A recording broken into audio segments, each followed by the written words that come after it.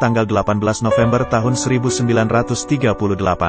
RM. Imam Kus Supangat dilahirkan oleh Raden Ayu Kusmiaten dengan RM Ambar Koesensi di Madiun. Kakek beliau bernama Kanjeng Pangeran Ronggo Aryo Kusnoningrat merupakan Bupati Madiun, dan neneknya Juwito, salah satu tokoh figur yang disegani pada masa itu. Pola hidup Mas Imam sederhana meskipun ia sendiri dilahirkan dari keluarga yang bermartabat, penerus Trah Kusumah Rembesing Madu Amaratapa Wijiling Handanawarih, kiatnya sepiro gedening sengsoro yen tinompo amung dadi cobo. Dan kiat itu dijabarkan dalam lakunya sampai akhir hayatnya. Ketika berumur 13 tahun semasa ia haus damba kasih dari ayahandanya, namun nasib berbicara lain, RM Ambar Kusensi, ayahanda tercinta, dipanggil ke hadirat Tuhan Yang Maha Esa, tepatnya pada tanggal 15 Maret tahun 1951, sewaktu ia masih duduk di kelas 5 SDN. RM Imam Kusupangat masa kecilnya seperti tercerabut dari dunia kanak-kanaknya.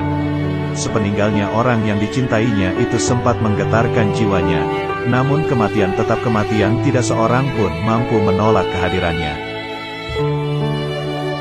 Hari berikutnya Raden Mas Imam Kusupangat diasuh langsung oleh Ibunda Raden Ajeng Kusmiaten. Waktu senggang Ibunda seringkali mendongeng tentang pahlawan yang dikenalnya dan tidak lupa memberi petua hidup, mulai dari tata krama pergaulan, tata krama menyembah, bertakwa kepada Allah, sampai merambah pada pengertian budi pekerti luhur dan tapa brata. Benih luhur yang ditanamkan ibundanya itu lambat laun ternyata mampu mengendap dan mengakar di dalam jiwa Raden Mas Imam Kusupangat. Perhatiannya terhadap nilai budi luhur kian mekar bagai bak terate di tengah telaga. Semenjak kecil sudah menyukai laku tirakat seperti puasa dan sebagainya. Sejalan dengan itu sikapnya mulai berubah, ia mulai bisa membawa diri menempatkan perasaan serta menyadari keberadaannya. Gambaran seorang Mas Imam kecil sebagai bocah ingusan, sedikit demi sedikit mulai ditinggalkannya. Rasa keingintahuan terhadap berbagai pengetahuan terutama ilmu kanuragan dan kebatinan yang menjadi idaman semenjak kecil kian hari semakin membakar semangatnya. Melecut jiwanya untuk segera menemukan jawabannya, barangkali terdorong oleh rasa keingintahuannya itulah ketika umurnya berjalan 16 tahun Raden Mas Imam Kusupangat mulai mewujudkan impiannya. Di sela-sela kesibukannya sebagai siswa di SMP 2 Madiun, ia mulai belajar pencak silat di bawah panji-panji Persaudaraan Setia Hati Terate. Kebetulan yang melatih saat itu adalah Mas Irsad, murid langsung Ki Hajar Harjo Utomo. Selang 5 tahun kemudian setelah tamat dari SMA Nasional Madiun, ia berhasil menyelesaikan pelajaran di Persaudaraan Setia Hati Terate dan berhak menyandang gelar pendekar tingkat 1. Kelak ketika Mas Imam beranjak dewasa, beliau sempat dijuluki sebagai Pendita Wesi Kuning, yakni seorang yang berdedikasi tinggi karena dalam kamus hidupnya tidak ada kata menyerah dalam menghadapi tantangan. Ia teguh dalam pendiriannya yakni mengabdi pada sesama, sehingga orang-orang pun memberi julukan Pendita Wesi Kuning, yang mengacu pada warna wesi kuning sebagai senjata kedewataan yang melambangkan ketegaran, kesaktian, kewibawaan sekaligus keluhuran.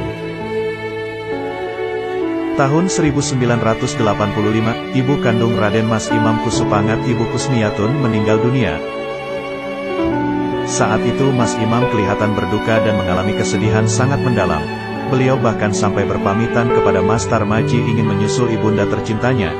"Saya mau nyusul Ibu Dik," kata Mas Imam. Ini adalah untuk kedua kalinya Mas Imam pamit pada Mas Maji. Dulu saat adik kandung beliau Mas Gegot meninggal dunia pada tahun 1966, beliau juga mengutarakan niatnya menyusul adik tercinta ke alam baka. Niat Mas Imam menyusul ibunda ke alam kelanggengan juga diutarakan beliau kepada kerabatnya, bahkan sudah pamitan ke keluarganya juga. Melihat kemauan beliau, Mas Maji diminta merayu Mas Imam untuk mengurungkan niatnya.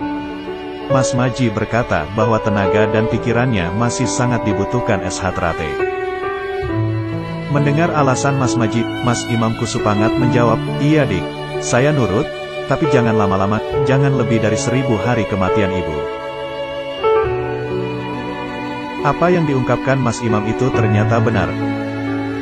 Pada hari Senin, Tanggal 16 November tahun 1987, Raden Mas Imam Kusupangat meninggal dunia pada usia 49 tahun kurang 2 hari. Dan 2 hari sebelumnya, tepat pada malam Jumat, Mas Maji bersama istrinya sowan ke kediaman Mas Imam di Pavilion Kabupaten Madiun. Malam itu Mas Maji melihat kondisi beliau sangat lemah. Mas Maji bertanya, "Mas Imam sakit ya?" Beliau menjawab, "Enggak, Dik." Mas Maji berkata lagi, "Injeh, Mas Imam sakit, jangan-jangan Mas Imam mau mendahului saya." Mendengar kata-kata Mas Maji itu, Mas Imam tersenyum. "Tidak, Dik, saya tidak sakit. Sudahlah, nanti hari Senin pagi saja, Dik Maji saya panggil ke sini." Kemudian Mas Imam berpesan kepada Mas Maji untuk tetap setia dan aktif membesarkan SH Trate.